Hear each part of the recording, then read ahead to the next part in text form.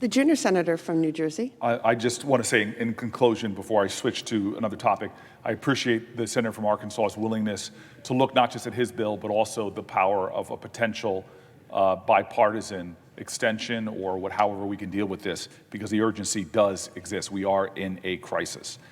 But I rise today to speak in support of Ambassador Power's nomination to serve as administrator for the United States Agency for International Development, or USAID.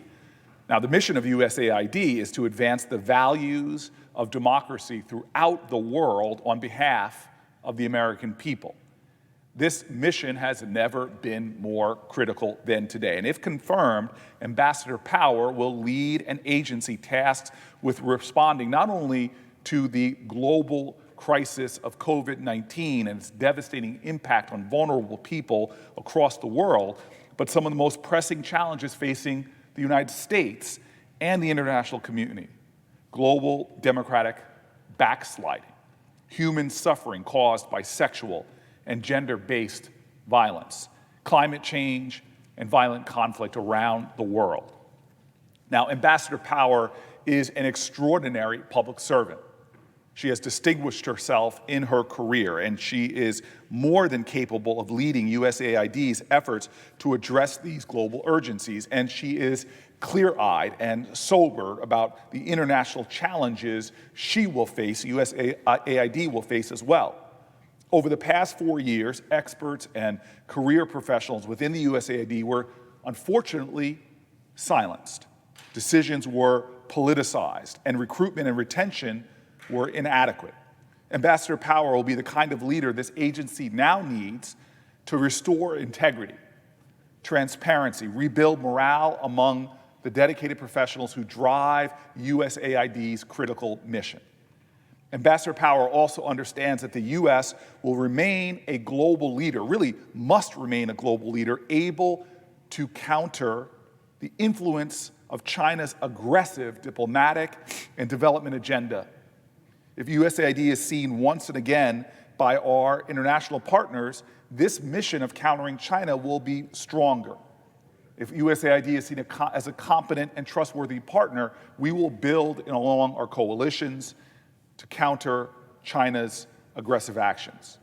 President Biden could not have nominated someone more ready, more capable than Ambassador Power. She has had an impressive career, and she has, from her work as a Pulitzer Prize-writing journalist to spending 8 years in the Obama administration and the National Security Council, and then as ambassador to the United Nations, where she championed the rights of women, atrocity prevention, LGBTQ rights, receiving consensus with other countries on vital U.S. interests, while going toe-to-toe with our adversaries. This is one of our more experienced international diplomats from America that we have today. And by elevating Ambassador Powell to the National Security Council, President Biden has made it clear that development and humanitarian assistance will be an integral component to our meeting our foreign policy objectives. That is important, that we understand that development and humanitarian assistance are a critical part of our foreign policy.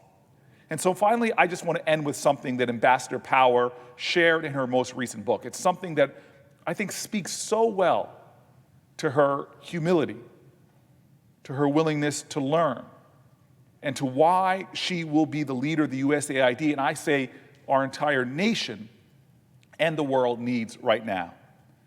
Ambassador Power wrote about a meeting she had with the ambassador from the Central African Republic, Charles Dubin, who described to her the horrific violence taking place in his country. She wrote about during that meeting that she told him she didn't have an agenda. She just wanted to learn from him about what was happening in her country. She then writes that he started speaking and then stops and gets very emotional. And she assumes he is getting emotional about the horrific violence in his country, but he says to her, and I quote, "No, it's not that, Ambassador.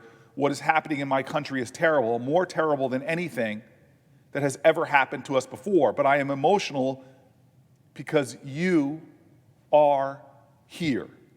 The United States of America is the greatest country in the world, and you America are here. That is the vision of America that has defined Ambassador Power's career, that has guided her. The awesome responsibility of representing this nation and her values, her rootedness in the ideals of our nation, humility, grace, compassion, thoughtful leadership. I've known Ambassador Powell since she and I were very young. It's been decades now of friendship and connection. You could say many things about her, but at her core is decency and honor. She will represent the best of us. She is exactly the leader we need right now as we navigate increasing and pressing challenges facing the world and our country. I am thankful. It'd be enough for Ambassador Powell to retire. It'd be enough for her to say, I have served my country, and like Cincinnatus, return to her plow. But clearly, her calling is not yet fully been answered. She will continue, should this body believe it and endorse it, to serve this country. She will continue to honor the United States of America. She will continue to be a credit to our nation and the world. And that is why I urge my colleagues to support her nomination. I yield the floor.